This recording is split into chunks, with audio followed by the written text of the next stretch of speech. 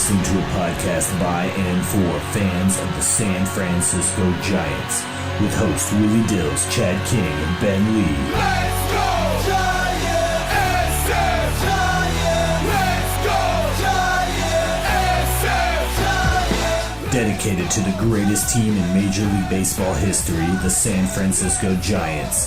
This is Torture Cast.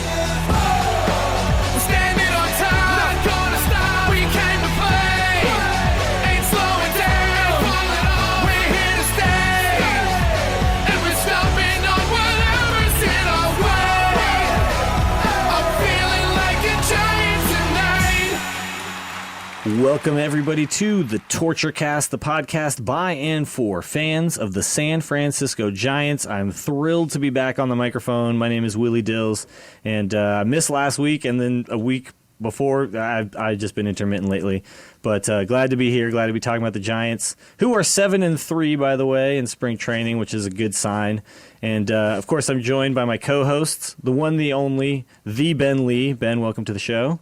Whoa, I got a "the" now. Yeah, I'm excited. You were the Ben Lee. I didn't know that you were the Ben Lee until about 5 seconds ago, but I feel pretty good about there's it. Probably a lot of Ben Lees out there. That's true, but I know Ben Lee, and those Ben Lees are no Ben Lee. So that's all I'm saying. Of course, we're also joined by Chad King. Chad King, welcome to the show, buddy.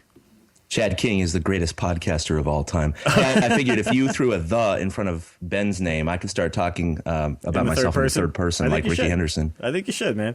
Yeah, Ricky Henderson steals a lot of bases. So does Chad King. I think you should totally do that. I'm the greatest ever. So guys, I wasn't here last week, and if you've been listening to the show, I missed another show recently. It's been crazy busy, but I got to say, so being as busy as I have been lately, it's been really kind of a bummer not being able to keep up exactly with what's going on. But I was out to dinner the other night at Tommy's, which is a great Mexican place in San Francisco, if you've never been. Oh, yeah. And a lot of tequila, a lot of different kinds of tequila. If you want to spend $50 on a tequila shot, head over to Tommy's. It's kind of sad because they used to be known a lot more for the food, which is what I grew up eating, because that's an awesome spot. And my family used to eat from there a lot, but now it's known for the tequila more than it is for the food. Well, we were there. We were there the other day, and I'm sitting there eating my food, and all of a sudden I look up at the TV, and Giants baseball is on, and I just warmed my heart. It was just one of those moments where you're just so glad to be a Giants fan and see it finally back again, and it was cool. Like as soon as I turned the game on. I think within about an inning or so, Aubrey Huff had hit a home run, and I was just feeling we ended up losing that game pretty badly. I think that was the Brewers game, but still, it was fantastic to watch. The Giants out there playing again.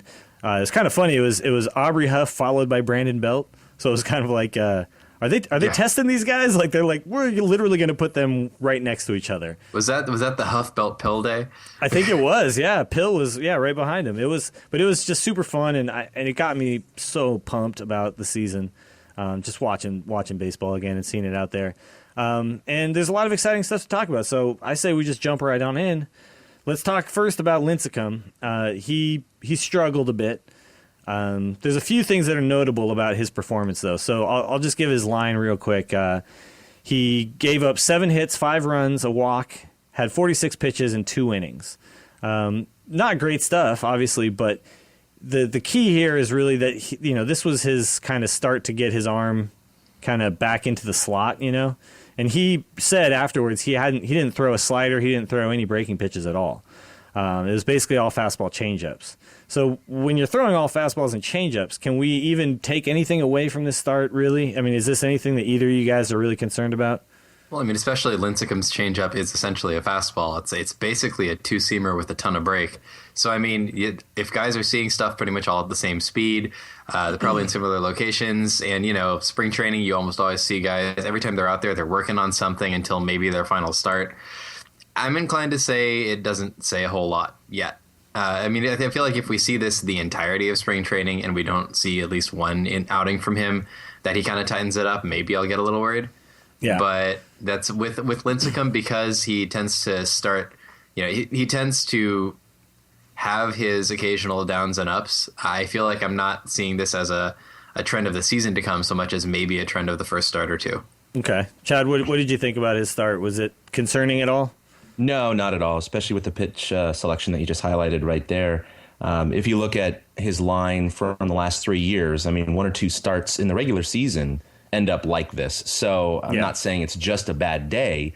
It could have been a bad day combined with the fact that he's not using his slider or any of the other pitches. He was just working on his mechanics, finding the slot, and he's just using 2 pitches right now. And especially if the guys know that just 2 pitches are coming, they have less to worry about. So no, I'm not worried at all. But I do agree with Ben that, every single start, I know he's probably slotted for 3 more spring training starts.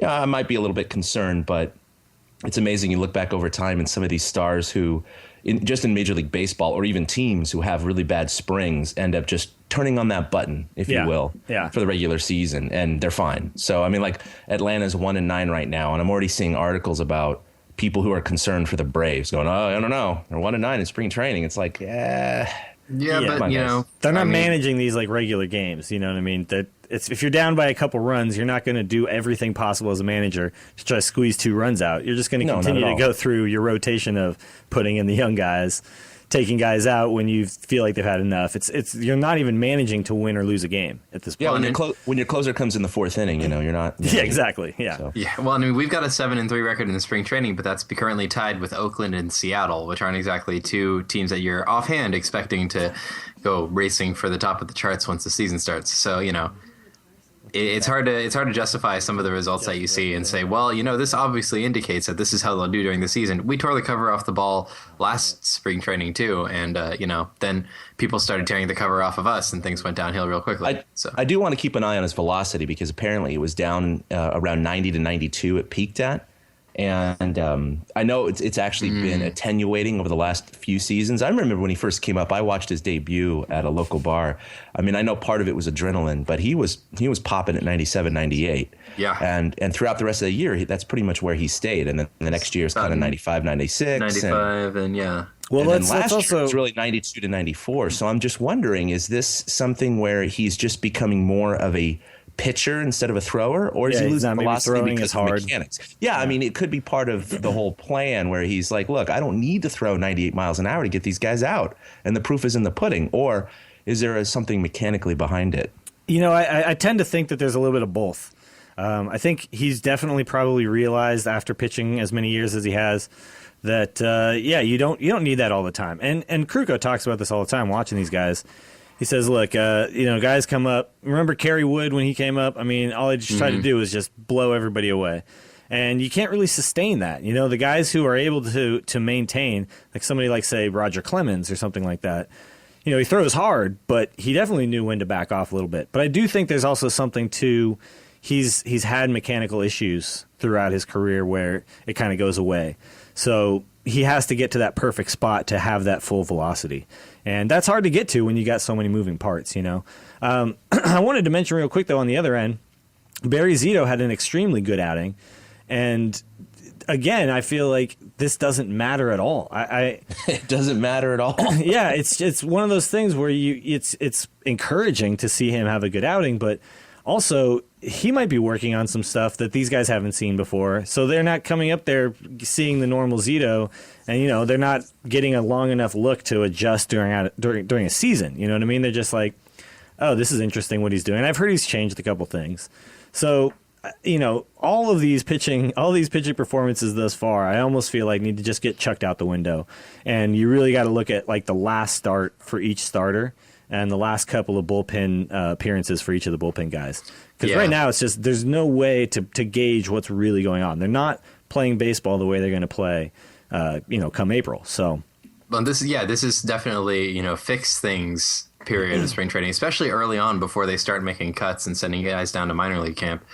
We've barely heard about anybody getting moved back to minor league camp so far, especially not a lot of the guys who sort of either have their chance of making the big team or are really showing why they need some time to stick around. Like, you remember when Posey first was in spring training camp, everybody thought there was a chance he might stick with the club by the end of it, but he ended up being one of the last guys to get dropped because he was having such a good spring training. I think we're going to see something very similar to that with Tommy Joseph and possibly Andrew Susak.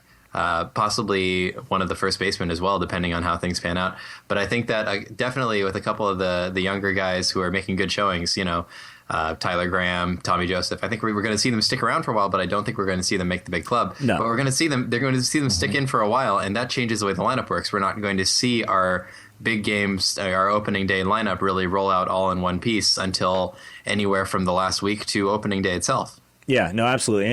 And you're not going to see the final scores reflect what our full team is capable of. So let's talk real quick about one of the other pitchers on our team who, we're not going to talk about his spring training stuff necessarily right now, but let's talk about the guy as a whole as far as where he fits in the rotation this year. And I'm talking about Madison Bumgarner, who Bruce Jenkins wrote an article recently about how the Giants may have a third ace in this kid. And, we know physically what he's like. He's a big guy, 6'5", 220 or something like that. I mean, he's just a big dude and has a real kind of easy motion and has kind of proven himself in a couple of years to actually be potentially a third ace, which if the Giants, we're keeping Tim Lincecum, and apparently the news is good on Matt Cain. They're saying he'll probably become the seventh pitcher in MLB to have a $100 million contract pretty soon. And it's only fair. Yeah, I mean, it's pretty much locked that that's going to happen, whether it's for the Giants or not. But agreed. Every indicator recently has been that he's probably going to stick around, which means that we would potentially have 3 ace quality guys for the next at least couple of years here, if this is really how it is. Now, Chad, I'm curious to know what you think. Do you think that Bruce Jenkins is kind of right on here? Do you think Madison Bumgarner does have that ace potential as a 22-year-old? Yeah, I think he has the potential, maybe not as much as with much conviction as Bruce has. I do think he has it because of his mental stoicism. I don't think anyone or anything really bugs the guy. It doesn't seem that way. You're very right. Yeah. He does not seem easily rattled. Yeah. No, it seems like if he got in some sort of domestic dispute, there really wouldn't be a dispute. He'd just be like, whatever, honey, you can do whatever you want, So I think that's going to serve him, really most of the way. I mean, he definitely has the physical talent. He's a big guy, but he doesn't get too hyped, doesn't get too overly dramatic about anything. I think the potential is there, but Matt Cain and Tim Lincecum are proven. And so I read this article and I kind of disagreed with him saying, hey, he could be the ace on the staff now. Without any disrespect to the other two. It's kind of like, maybe he's going for a line, or a headline or something like that. But if those two guys perform like they normally do, and Mad Bum outperforms them, we'll take it. I tend to think that his numbers will look great too, being a third starter, because he'll go up against the other team's third starters. You know what I mean? It's like the perfect spot to be when you got the talent he does, and you've got two guys ahead of you as good as those guys are. What do you think, Ben? What do you think about Bumgarner? I mean, right now, Bumgarner is easily a number 2 starter on a lot of teams, I feel like. I don't know that he's necessarily a number 1 on a team that isn't like the Pirates right now. But I feel like he showed us that potential last year. Obviously, a lot of us watched the one really, really painful start, with the 8 runs, 1 inning, how many batters, I don't know. But I would have to say that what we saw of him the rest of the way was very, very solid. And I mean, he put up some of the best numbers on the entire team last year in certain categories out of the starting rotation at least. And he was, in some ways, the Sergio Romo of the rotation. He was extremely effective with a couple of bad outings that are magnified because he's a starter and expected to go with more depth. And so I got to say with Bumgarner, I actually feel pretty good about him. I don't know that I see him being the ace on the staff. I didn't get to read the article. So, I mean, from the way that I heard Willie kind of say it, which is more of this is like he could shape up to be on the level of Lincecum and Cain. I think that he's really close to it. I think that we could see a 3-ace rotation as early as this year or next year, assuming we keep all these guys around. I would not be surprised at all. Think about teams with that like kind of big 3 kind of makeup, I mean, look at like the Phillies or the A's from like the late 80s, early 90s. I mean, it was just 3 guys. You weren't going to have a losing streak. And one of those guys was going to be a stopper. Yeah, and if your 4th and 5th guy end up having a good game, potentially you're looking at like 8-game win streaks, pretty consistently. So it's just one of those things. Like, it's really exciting to think he does have the potential to be on the level of not maybe the Lincecum or Kane, but maybe some of the aces from other teams who don't have Lincecum and Kane. And he'll be going against the third guy in most of the time on their rotation. So it could shape up to be a really fantastic year for him if we can get some offense, obviously. And I mean, every time Bumgarner goes out, he's one of those, like, you feel like he could spin a gem. There are some guys that they'll go out and, like, with Vogelsong, it was always kind of a surprise when he would, even though we started to expect it a little bit. But he was like, never whoa, really that 7 guy. innings, no runs. Wow. Yeah, he was never that guy who would come out and be like, yeah, I feel like this is going to happen. It was more like, oh, if we have a good day, this could happen again. And it often would, which was great. But Bumgarner projects that. He's the one, he goes out there and you're like, all right, we got, he gets the nickname of being Mad Bum.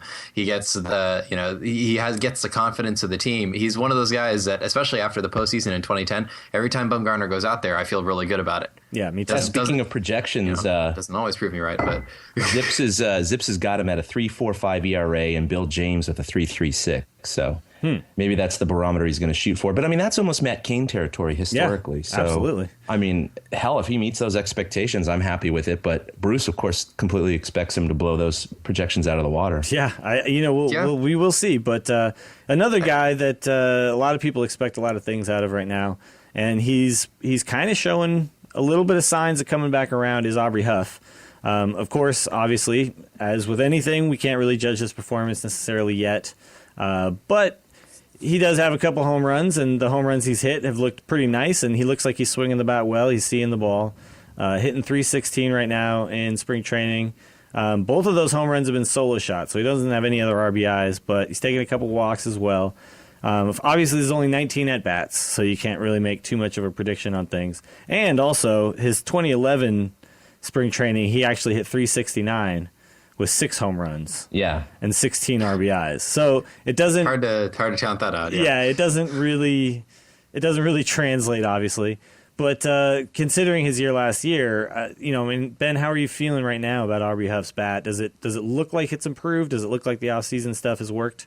I mean, I haven't gotten to see too many of his at bats yet, but I mean, from what I'm hearing, I don't know that I've got I feel like I've got some of the confidence that he's making strides. I don't feel solidly like Huff is back yet per se, but that it's always kind of you sort of see what you want to support your own opinion, and I haven't been convinced yet that Huff's back. Yeah. I hope he is. And the numbers definitely show that there's something that's getting back into his swing.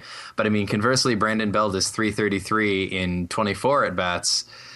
Same number of home runs, and it's kind of like, oh boy, this is going to be a tough one. Bruce Bochy's going to have a real decision to make. But luckily, I mean, both of these guys have proven that they're willing to and able to move into the outfield. While you lose defensively, they will do it. But obviously, our outfield is a little crowded as well, too, with guys who are similar. So, Chad, last year where it was like, well, we need a fielder. Okay, well, we can move Belt out there because we've only got some. And now it's like, okay, so we've got like 4 or 5 people that can go into that outfield and do damage. It's like, oh. Yeah. Chad, what have you thought so far about Aubrey Huff spring?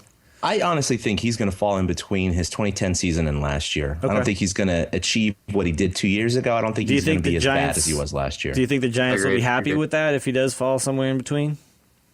I think they'd be satisfied. Okay. I don't know if they would be necessarily happy, but what I'm really interested to see is assuming he's going to kind of have a 270 kind of year, maybe, 10 to 15 bombs. Yeah, something like that. It's like, I wish, for his contract, he was doing a little bit more than that. What it's going to mean down the road in terms of playing time with Brandon Belt and Buster Posey and whoever else might be in the mix, because I don't know what his personal makeup is in terms of how he might be affected by losing playing time. But I think the Giants have to start with him, especially if he has a solid spring. He's clearly going to be the starting first baseman. But, come June, if he's hitting 250 or 230 or 210 or whatever, and they make a call saying, hey, we're going to get Belt in there more often, what that might do to his psyche. Because last year, he didn't really lose any playing time. In fact, I think, who was it? It was the New York Times that called him the National League's least valuable player. Yeah. Because he had the at-bats that qualified. Yeah. Him for the MVP, and they're like, man, this guy was so bad. He had so many at-bats, and he still didn't have the numbers. So, I'm hoping that doesn't happen again. Yeah, I think a decision will come about a month or so in, but I think either way, he's definitely going to get a fair shake for the first month and a half. I feel like the time off might actually do him some good, though, if he gets a little bit of time off, but enough that he's really losing serious playing time. Maybe then we want to worry about it. Yeah. But we saw, Huff got gas, and even in 2010 when he was having such an on year, you could see him start getting gassed by the end. And we were lucky enough that he still muscled out quite a lot of really good times for us in 2010, but you could just see him start wearing down over the season. So one guy that you're not really looking at his performance necessarily, but just him, throwing the ball as hard as he's supposed to throw the ball and actually pitching without pain was Brian Wilson, who actually looked really, really good. He only pitched one inning, nine pitches, 7 of them for strikes, and he was locating, and he looked good. He allowed a single, but then there was an out with a strikeout with a stolen base or a caught stealing. And got out of the inning really quickly with very little damage. And if anything, this is kind of a confidence builder. Like I went out and I threw, and it was fine. So I know we've talked about Romo as compared to Brian Wilson. But Chad, I'm curious to know, what are you hoping for? Would you hope to have Romo step into that role, or are you hoping that Brian Wilson comes back with old school Brian Wilson numbers? No, I want old school Brian Wilson numbers. Yeah. Romo still would have to prove himself in all situations against left-handers, which he hasn't done yet. I mean, clearly he has a new pitch, a new changeup that he's going to be using this year exclusively. Well, I shouldn't say exclusively, but one of the reasons is actually to show Boch that he can go ahead and get left-handers out. That being said, hey, 2010 Brian Wilson, even with his torture, it'd be fine with me. The good thing is that he was using his cutter today, and he had been using it in BP earlier in the week. Yeah, he kind of went away from that. So that's a really good year. Sign. That was one of those. That was kind of one of the indications that he was having that stress on his elbow. Because the cutter is what puts the most stress on his elbow. So he was going away from it probably to baby his arm a little bit. And he went almost exclusively to the two-seam fastball, which I feel like was a little bit to compensate for the fact that without the cutter, he didn't have a lot of other pitches with movement. It was really his slider, which is also pretty rough on your elbow too. Anything that has a ton of movement is just going to be real rough on you. And so if you look at a lot of four-seam, two-seam stuff. If you look at 2010, it was pretty much exclusively the four-seam fastball and the cutter. I mean, that was what he was throwing down the stretch, and you kind of knew it was going to be one or the other. He never really did anything else. And he lost a lot of confidence in his slider in 2010 too. Yeah, and last year it just felt like we were going to see a lot of two-seam fastballs, and every now and then he would kind of lose control of it because that thing would cut away pretty fast, And it seemed like when he was giving up walks, he was missing away with that two-seamer quite a bit and putting guys on base. He's trying to locate it, but it's just letting it get away from him. So I would like to see him go back to a more of a controlled four-seam and cutter type of look because I feel like that worked for him really well, and there wasn't a lot of reason to change necessarily unless it was something to do with his arm. So good to know that he went out there without pain. And we'll talk about our final story here, which is, of course, Tommy Joseph, who has kind of been making waves. And there's always a story like this every year. There's some guy who comes up and kind of out of nowhere, nobody's really talking about Tommy Joseph, but kind of out of nowhere ends up shocking people a little bit. So I know, Ben, you threw this in there, and what have you seen from this kid? Do you think he's got any chance to bounce up to the big club this year? This year, I'd say yes. Beginning of the year, I'd say definitely no. Nobody has any illusions about Tommy Joseph making the big club, but the fact remains he has shown off a lot of power. He's hitting some home runs. He's hitting some big hits, and people sort of expected it from him when he came into big league camp this year. But at the same time, he had a really good line when he was in the minors, and it's worth pointing out that Joseph is somebody that's been pretty highly regarded at pretty much every stop that he's made so far. But the fact remains, you don't know how that's going to translate into big league numbers. And so seeing in big league camp, you're finally getting to see a little bit of that. And I mean, this is a guy who, in San Jose last year hit 270 with 22 home runs. And I mean, in San Jose, the California League tends to be a little bit of a I want to say the California League's a bit of a pitcher's league, but I can never get that one quite right. But shame on me. But the fact remains, he spent a lot of time between catcher and first base. 22 home runs is a pretty decent amount of pop, and that's actually starting to translate to the big league level, which nobody was really expecting. The difference, though, with the number of catchers that we've got vying for that main position, Joseph really doesn't fit in anywhere. And because he's a young guy, because he's got options, he hasn't been put on the 40-man roster yet. I don't see them starting him off with the big club. I do see a possibility, depending on how he plays in, it's bound to be either Richmond or Fresno. And if Hector Sanchez is getting the starting at-bats in Fresno, I think Tommy Joseph probably gets the starting at-bats in Double-A. Yeah. If we see that, then I think it's possible that we see Joseph come up in September for a cup of coffee. I don't think it's too likely unless he is absolutely destroying the ball, leaving it in shreds with flames bursting from them off the bat. I don't think it's too likely that we see him any earlier than September. I think he's just a little bit behind he's kind of fourth fiddle or whatever you could say right now. He's hampered by his age, and it's not so much his ability, because it's very clear that much like Hector Sanchez, his ability is excellent right now, but because there's such a logjam ahead of him right now, especially with the guys that we're considering for backup catcher depth right now, it's just there's nowhere to put Tommy Joseph higher than Double-A.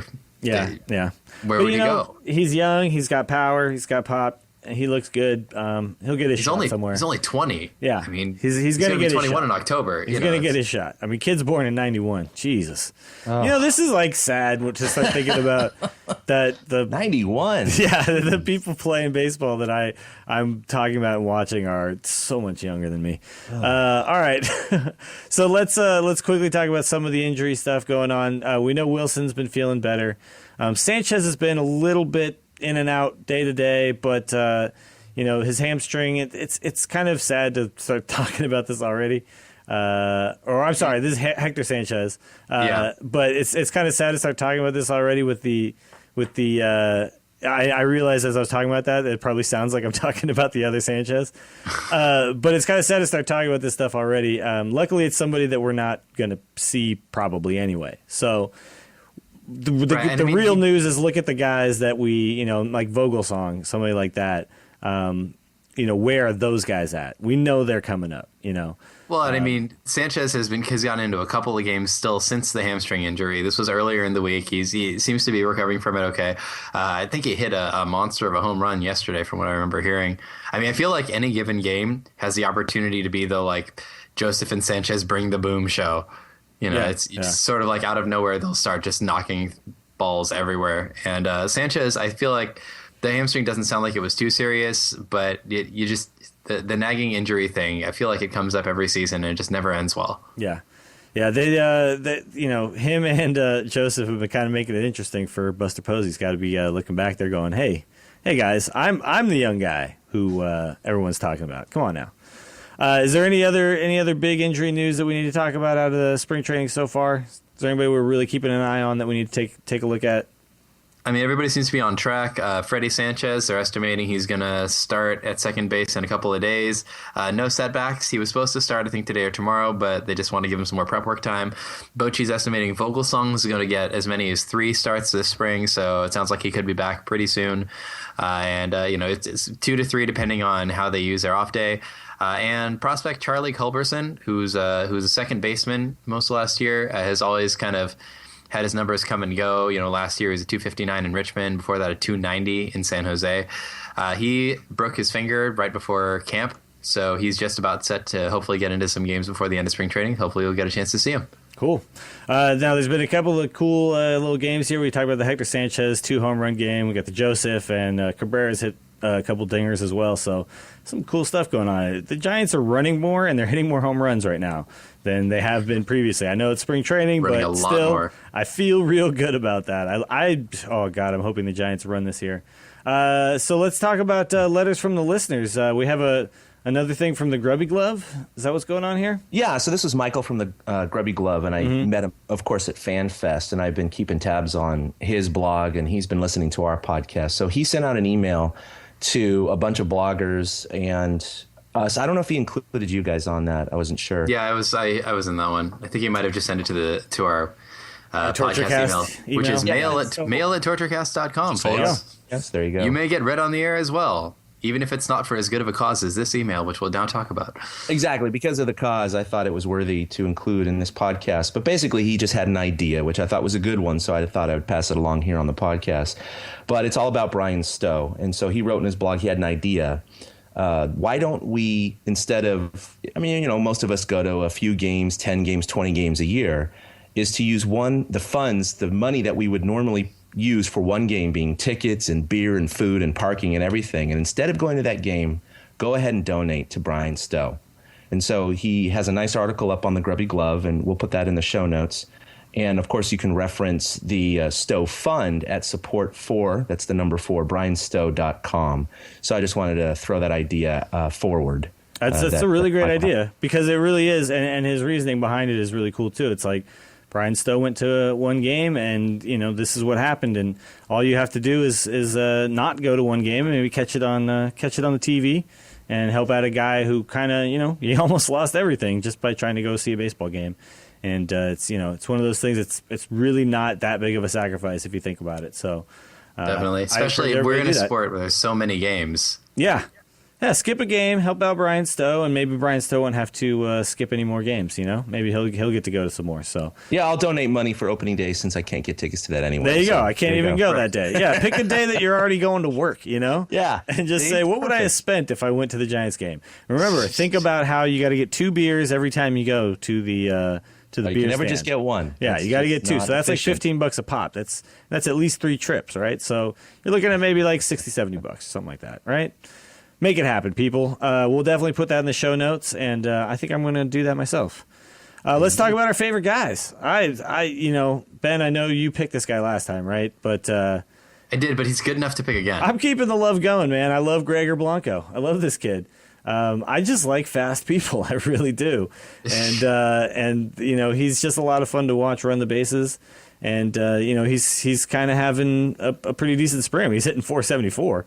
Not only has he stolen 5 bases, but he's hitting 474. So keep it going, kid. I'm rooting for you. And he's also one of those guys. I do think this guy potentially could get on the roster. I think he has the best chance out of any of the non-roster invitees of getting on the roster right now. He has shown off this He's camp. a weapon. He's a weapon that we could use. Oh, he is a weapon. Yeah, and this is the kind of player that he changes games, and we look at Darren Ford, and what he did for us at the end of 2010. I feel like Gregor Blanco is that plus a little bit better of a hitter. Yeah, So, you're seeing all of that, definitely. Yeah. So you put that to like let's get some of that speed with the ability to actually take a plate appearance now and then, and it's pretty exciting to think about. So he's definitely my favorite guy right now. Ben, what about you? Favorite guy, I am gonna have to go with Brandon Crawford. Actually, partly a sexy choice from you, Ben Lee. Well, the ladies love this kid. It's the lustrous hair. It's true. No, Crawford really has gotten to show off with the glove this time around, and we've all seen that. We all kind of when a ball gets hit to Crawford, you just kind of go, yeah, that's done. It's not even. But you also want to watch it get done too, because he's so smooth out there. It's just fun to watch, And I don't know that we've had a guy that's been that much fun to watch since I think one of the Giants writers was saying probably since Chris Spire. Well, we had Omar Vizquel, but he was in his twilight, but he was still fun to watch, Yeah, but what I'm most excited about though, and this is more of a good for him at the moment until we see it translate during once with the starting lineup, but Crawford is starting to hit. It's something that he was getting a little more comfortable with at the end of last year, and we're really starting to see it now, is that he's hitting with a lot more regularity. I don't know if it's partly because teams don't know how to deal with his newer approach, or if pitchers are just kind of still trying things out and he's taking advantage of mistakes, but Crawford's always had a good eye. His bat is starting to catch up a little bit, and we don't need it to catch up a lot. The Giants would be really wise to say, Crawford is it. Stick with that. Just run Crawford out there and occasionally give him a rest, but just run Crawford out there, even if he's batting 220, 210, 200, maybe not like, 103 or something. But, just give him some time. Don't make him worry about the hitting, and it'll come more naturally. If you make him worry about the hitting because you're constantly having someone look over his shoulder, somebody like, I don't know, Joaquin Arias, who's probably not going to hit a lot better. If we just give him that safety net and say, look, it's you. Figure it out. You're going to be fine. I think that the bat's going to come. I think it's there. I think that we need to give him some time to barrel it up, and I think that we're going to start seeing the 220, 225 Brandon Crawford that we kept wishing for last season. And by the way, going to have some growing pains though too. But absolutely. Yeah. But it's part of it is I think that as fans we have to not tear his head off for hitting 200, I agree. if he's still doing that glove wizard stuff out there, because that's going to save a ton of runs in and of itself, and that's almost as good as contributing. If you to the run total is taking a bunch off from the other team. Yeah, absolutely. Chad, what were you gonna say? Obviously, it'd be great if he can hit a lick above 240 this year. And I've always known he's a great defender, but I hadn't seen that YouTube video of when he was with Richmond and the camera crew went out in the infield during practice and basically just, filmed him doing all those trick plays. That was incredible. And he did that, with probably a 20, 30-minute shoot. It's not like he's like, oh, let me try that play again for the 10th time. I mean, you could tell he was just nailing play after play after play, between the legs, over the shoulder, blind, backhanded, Yeah. I mean, he's got talent. Incredible. The kid's got talent. And, if you got that kind of hand-eye coordination required to field that way, you should be able to figure out how to hit at some point. So hopefully that's what's happening right now. He's hitting over 400 so far in spring training. So, Chad, what do you got? New favorite guy? Cabrera, I mean, he's obviously has a history. He hit 300 last year, so I'm sure he's going to hit 280 this year minimum. But it's just 200 hits. I just want to say that 200 hits. Yeah. But it's just reinforcing and satisfying to see that he's there just attacking the ball. He's already got 3 dongs this year, hitting over 500. Yeah, I know it's spring training, it's early, all that stuff like that. But he's not coming out of the gate cold. It certainly looks he looks comfortable at the plate. So it's promising, which we needed after the career that Cabrera's kind of had history up to now.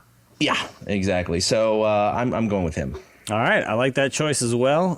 Let's hate on somebody. Chad, I think you're the only one who has anybody to hate on right now, which I feel weird about. I mean, I feel like I'm a hater. I'm a bad guy here trying to hate. Yeah, like I'm a hater. I'm a hater though too, Chad. I spent all the work being angry today. I can't do it right now. Ben hates like 500 people right now. At least.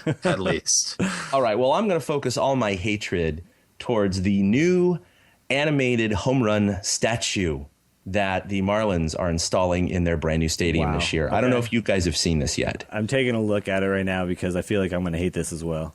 Oh my God, it is! I thought it was a joke. I'm afraid to look. I'll have to post a link later, but I'm going to be sorry about it.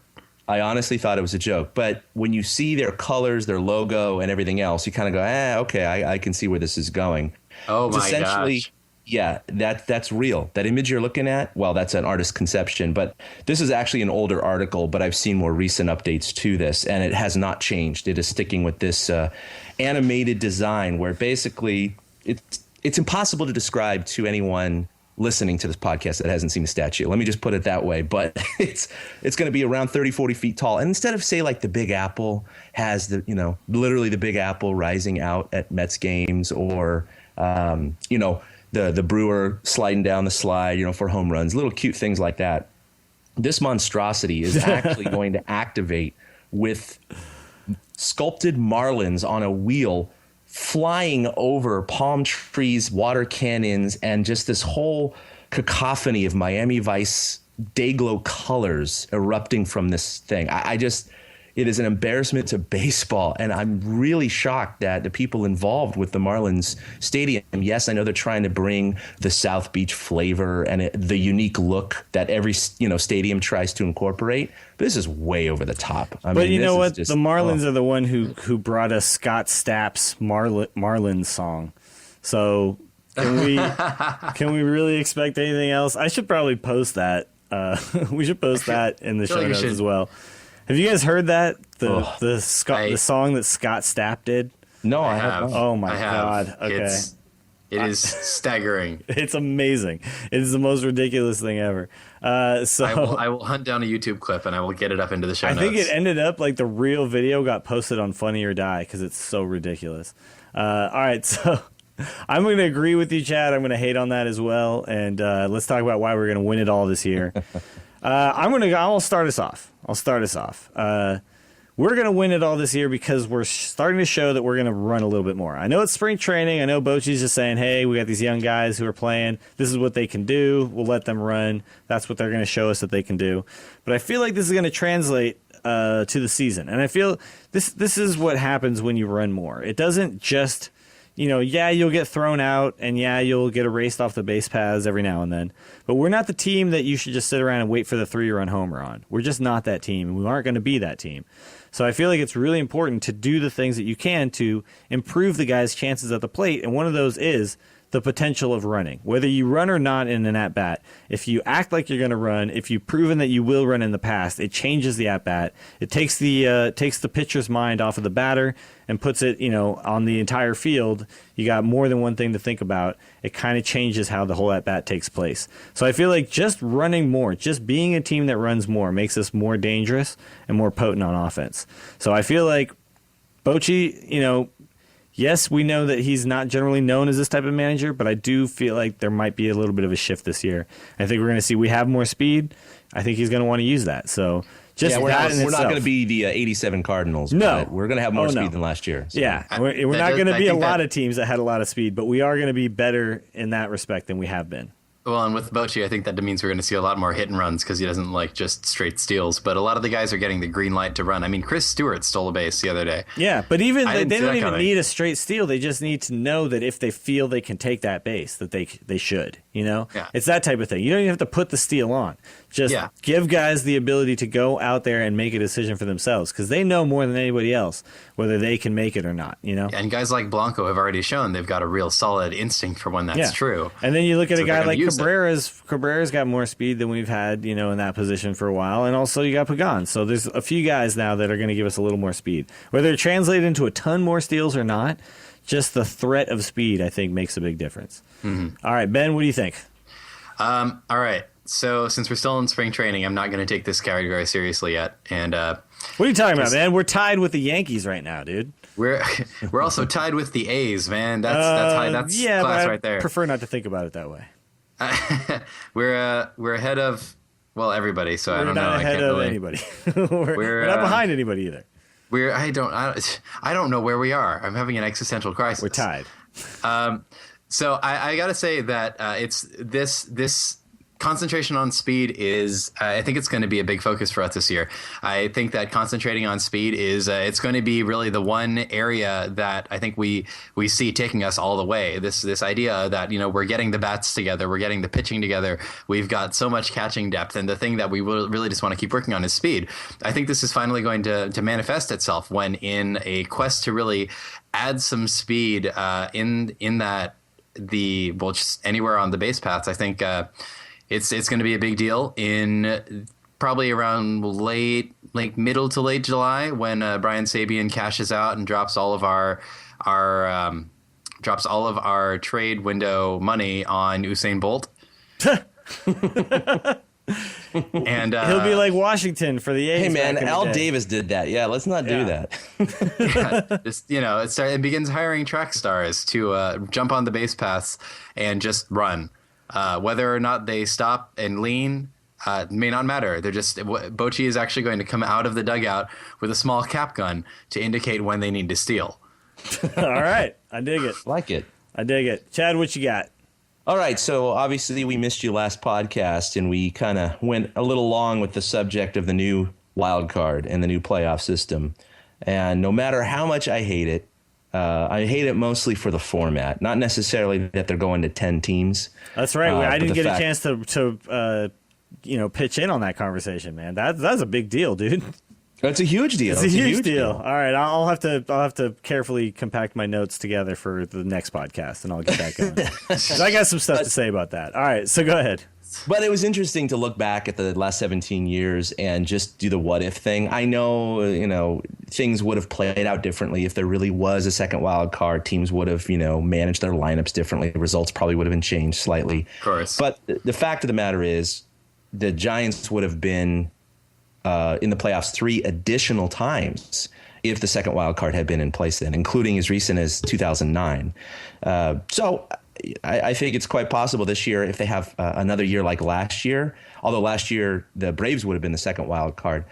The Giants are going to have their struggles this year. I think they're definitely going to have some injury bugs. I mean, how can they not? I really do stand by my prediction that it's going to be Terrio and what's his face up in Fontenot in the middle infield by August. So I think Posey's bat last year would have made up the 4 games. I think the injury or injuries this year is going to provide kind of that same difference, 3, 4, 6 games behind the division winner, if that's truly what happens. So I do think that second wild card is going to be their saving grace this year. It's going to come into play for the Giants this year. I dig it. Well, that's going to do it for this show. By the way, I just mentioned Washington for the A's, who was the guy that they got who was the sprinter. I don't know if you guys remember that. That wasn't Ron Washington, if anybody thinks that was. It was Herb Washington, if anybody remembers that guy. Yeah. He was actually, they tried this. He was a sprinter. I thought you were referring to Ron Washington. Just No. Herb Washington. Look him up. It's a pretty interesting story. It was Charlie Finley who grabbed this kid. Of course, it was Charlie Finley. He wasn't a baseball player at all, and they basically pulled him in as designated runner. All he ever did was pinch run, and he was a sprinter, a world class sprinter. But the problem was, he actually wasn't very good at stealing bases because he just didn't have any real talent for it. Like it just wasn't in his blood. It wasn't something he had experience doing. He just didn't have the feel for it. So kind of a failed experiment. 7'6" guys. Oh, he's got to be a good basketball player. It's got to be good. Yeah, George Mirasan probably going to score 40 a game. You know what I mean? Yeah, no, it's not going to happen. No. All right, so that'll do it for TortureCast for March 11th. 2012, getting ready for the Giants 2012 season. Real excited about that. I want to encourage everybody to email us. That's mail@torturecast.com. You can also follow us on Twitter. We are at TortureCast. You can follow each one of us individually. Chad King is at ChadK21. Ben Lee, the Ben Lee, is at Fried Duck. And I am at Willie Dills. So make sure to follow us individually as well, because we might tweet a lot about the Giants on TortureCast, but we also do it on our own as well when we forget about how we have a podcast. And I encourage everybody to visit torturecast.com, check out the blogs that are up there. Great place to kind of go and get your fix on Giant stuff if you're looking for more than what you get from the Chronicle, which I'm sure you are. They give you stuff, but we give you more. So that's going to do it. Episode 23 of TortureCast in the books. Thanks, everybody, for joining us, and we will see you next time. Boom! A big thank you to everybody for listening to the TortureCast, the podcast by and for fans of the San Francisco Giants. Follow us on Twitter at TortureCast. You can also like us on Facebook or check out our blog at torturecast.com. I also want to say thank you to Ashcon and Bailey for letting us use their song Feeling Like a Giant for our intro. For Ben Lee and Chad King, my name is Willie Dills saying, we'll see you next time.